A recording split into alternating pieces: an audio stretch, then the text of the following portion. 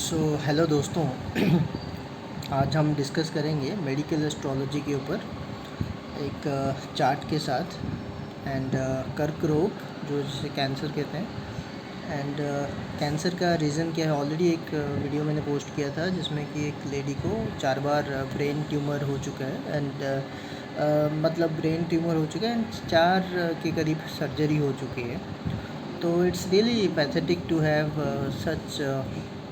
such a dreaded disease during some phase of your lifetime and generally क्या होता है कि ये जो लाइफ थ्रेटनिंग डिजीज़ेस है ये एकदम से सरफेस होता है अकॉर्डिंग टू कुछ प्लानिटरी जब चेंजेस हमें देखने को मिलता है। सपोज़ आई मीन जैसे कि कुछ भी इवेंट होता है, events happen according to planets and planetary changes. तो एक प्लैनेट का मेजर पीरियड चल रहा है, उसके बाद एक उसका दूसरे प्लैनेट का कुछ मेजर पीरियड चला एंड उस मेजर पीरियड में वो प्लैनेट काफ़ी बैड सिग्निफाई कर रहा है। तो आई मीन अगर डिजीज़ सिग्निफाई कर रहा है, डेथ सिग्निफाई कर रहा है या लॉसेस सिग्निफाई कर रहा है तो डेफिनेटली कुछ हद तक ये रहेगा। तो diseases are like many the many chronic diseases which can lead to life threatening situations in your life। तो क्रोनिक तो डिजीज़ेस है जैसे कि आप some of the chronic diseases like BP हो गया, आपका ब्लड प्रेशर या फिर डायबिटीज़, ये सब जो है इसमें आपको life long you need to have medicine for lifelong, but some of the diseases which are very dangerous in terms of taking away the life and able to fatal diseases जो जिसे कहते हैं, जैसे कर्क रोग हो गया, कैंसर के बहुत सारी बीमारियां हैं। मतलब कैंसर क्या है, अनकंट्रोल्ड कैंसर का क्या है, अनकंट्रोल्ड सेल ग्रोथ जो होता है बॉडी में, दैट इज़ कैंसर। एंड ये किसी भी बॉडी पार्ट में हो सकता है। Different kind of cancer, brain से लेके हमारे brain cancer, lungs cancer and stomach, colon and various cancer हो सकता है इसमें। तो मेनली जब हम डिस्कस करेंगे इसका रीज़न क्या डिस्कस करेंगे, पहले तो हमें देखना है कि आयु का जो भाव है, इंसान का जो लॉन्जिविटी है वो ठीक है या नहीं। अगर लॉन्जिविटी ठीक है, आयु अगर इंसान का सही है, तो हो सकता है कि एक बहुत ही बैड प्लानिटरी पीरियड में रोग हो जाए, कोई भी लाइफ थ्रेटनिंग रोग हो जाए, बट उस चैलेंज को इंसान ओवरकम कर लेगा through his efforts means by taking medicine, by taking proper care of health and all that, वो ओवरकम कर लेगा। इवन कैंसर जैसी बीमारियों से भी लोगों ने छुटकारा पाए हैं प्रॉपर ट्रीटमेंट से, प्रॉपर डायग्नोसिस से एंड प्रॉपर हेल्थ केयर से, प्रॉपर एक्सरसाइज से। तो बहुत सारी चीज़ें हैं जो कि इफ़ेक्ट करता है। पहले तो अगर आपका लग्न जो हमें लॉन्जिविटी एंड एक ओवरऑल स्ट्रेंथ देता है कि मतलब हम लग्न से 8th हाउस जो लॉन्जिविटी का है, 3rd हाउस जो लॉन्जिविटी का, अगर वो सब बहुत ज़्यादा एफ्लिक्टेड है, बहुत वीक है, तो I mean it can lead to premature death और अनटाइमली डेथ जिसे कहते हैं। एंड डेथ का रीज़न क्या होता है, मेजरली या तो डिजीज़ के कारण डेथ होता है, या तो एक्सीडेंट, या तो कोई भी अननेचुरल जो चीज़ें हैं। तो जैसे कि टॉपिक जो है हमारा रोग, जो मेडिकल एस्ट्रोलॉजी बीमारी से जो डिजीज़ होता है, तो वो हम देखेंगे। अगर लग्न लॉर्ड वीक है, लग्न वीक है, तो ये जो इंसान है he can easily get a disease.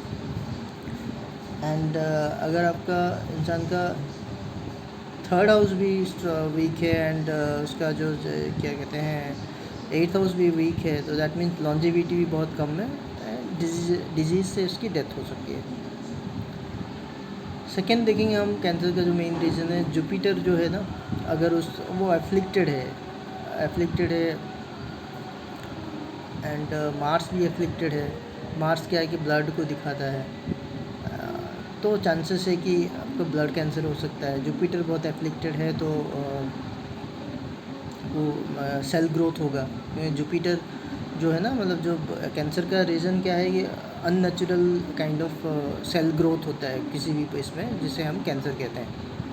तो ट्यूमर से स्टार्ट होता है एंड धीरे धीरे वो ट्यूमर एक इंडिकेशन है कि किसी भी बॉडी पार्ट में ट्यूमर होता है, तो दैट मीन्स जो गांठ कहते हैं, या तो जो मैलिग्नेंट हो सकता है, नॉन मैलिग्नेंट भी हो सकता है, तो वो इंडिकेट करता है कि ये it is leading towards cancer. तो क्या स्टेज है उसका, वो हमें पता चलेगा जब प्रॉपर डायग्नोसिस होगा। एंड बहुत लोग हर साल मतलब हम देखा जाए तो कहते हैं कि 15 लाख लोगों को इंडिया में कैंसर होता है हर साल। तो उसके बहुत सारे रीज़न्स हैं। लाइफस्टाइल एक रीज़न है, bad lifestyle, not taking care of your health properly, no exercise and all that, smoking, drinking and जो तंबाकू, गुटखा खैनी, ये सब भी रीज़न है माउथ कैंसर का एंड लंग्स कैंसर का, स्मोकिंग से एंड ड्रिंकिंग से, stomach cancer and colon, rectum, ये सब का भी है। फास्ट फूड, बहुत सारी चीज़ें हैं जो कि ट्रिगर करता है। एंड कभी ना कभी ऐसा नहीं कि कुंडली में है, मतलब कुंडली में इंडिकेट कर रहा है एंड आप कुंडली के बारे में कुछ नहीं जानते हो, बिलीव भी नहीं करते हो, तो भी हमें एक हेल्दी लाइफस्टाइल जीना चाहिए। बिकॉज कैंसर जैसे जो डिजीज़ है वो it's spreading like anything and globally ये एक मतलब रीज़न ऑफ डेथ है। तो हमें बहुत सारे चीज़ों को ध्यान में रखते हुए हमें ये जो डिजीज़ से क्या होता है, एक डेथ होता है, death and even loss of money, बहुत सारे आपका मतलब उसमें से काफ़ी परिवार का भी नुकसान होता है, सबका नुकसान होता है। तो पहले तो एक हेल्दी लाइफस्टाइल जीना ज़रूरी है, अच्छे से नींद लेना, अच्छे से मतलब हैप्पी रहना। बिकॉज़ बहुत सारे सर्कमस्टेंसेस है जो कि इंसान को अनहैप्पी कर सकता है, बट ऐसे सर्कमस्टेंसेस क्रिएट हो जाता है। अब जैसे किसी का इनकम कम है, कुछ भी है, रीज़न कुछ भी है, हो सकता है ये सब है, बट स्टिल हमें कुछ ना कुछ फिज़िकल एक्टिविटीज़ करना है, वॉक करना है। ये सब करने से एटलीस्ट हम एकदम से हमारे जो किस्मत है उसे चेंज तो नहीं कर सकते, बट एटलीस्ट बीमारी से तो हमें बचना चाहिए। तो इसके साथ साथ जो है, लग्न के साथ साथ मून और सन का भी काफ़ी बड़ा रोल है।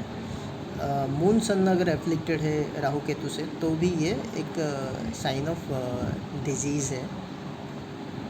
और ये जो पर्सन है, इनको ये कोलन कैंसर हुआ है एंड 1979 बॉर्न है।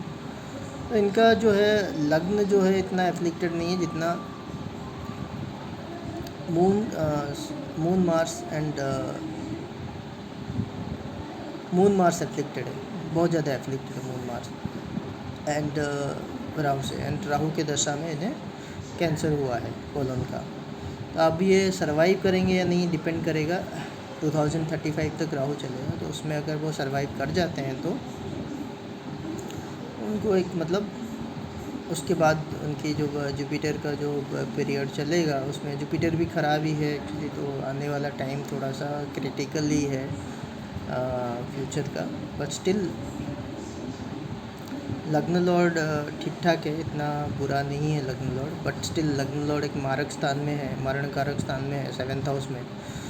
तो भी लग्न को थोड़ा कष्ट दे रहा है, थोड़ा क्या बहुत ज़्यादा ही दे रहा है। बिकॉज मरणकारक प्लेस में बैठा हुआ है एंड सेकेंड लॉर्ड के साथ, जो कि फिर एक मारक प्लानट है, उसके साथ बैठा हुआ है, वीनस मर्क्यूरी का। एंड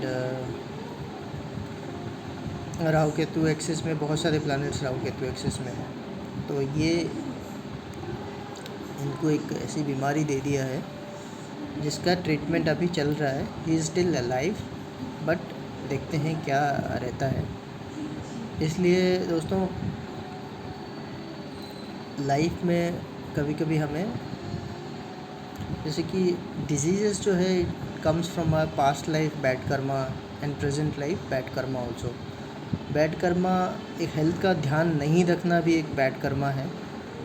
बहुत ज़्यादा स्ट्रेस्ड रहना, हेल्थ का ध्यान नहीं देता, एंगर प्रॉब्लम, ये सब चिड़चिड़ा होना, नींद नहीं, ठीक से नींद नहीं लेना, fast food, cold drinks, junk food, ये सब खाना भी एक